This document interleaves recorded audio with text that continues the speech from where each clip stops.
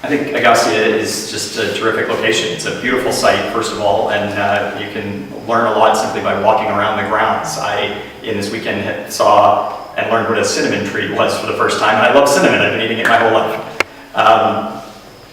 We got a chance to work with the teachers, and the way that you approach teacher training, I think, is very innovative. I think it's exactly what teachers need. You're giving them tools, you're teaching them how to use those tools, and then you're empowering them to be able to take those tools back to their classroom.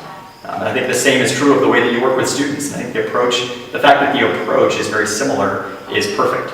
I think that students come in here, they know they're going to be excited when they arrive, they get in and they dive right into these projects, and they're excited about the projects, and they want to show them off, and they're proud of their work.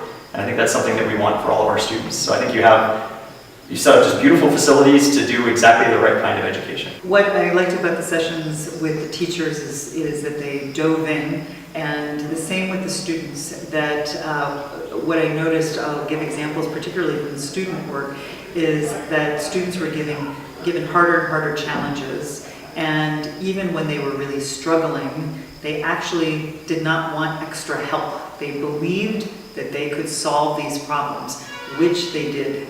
And the same thing with teachers. There's a perseverance here and a grit and we had so much fun.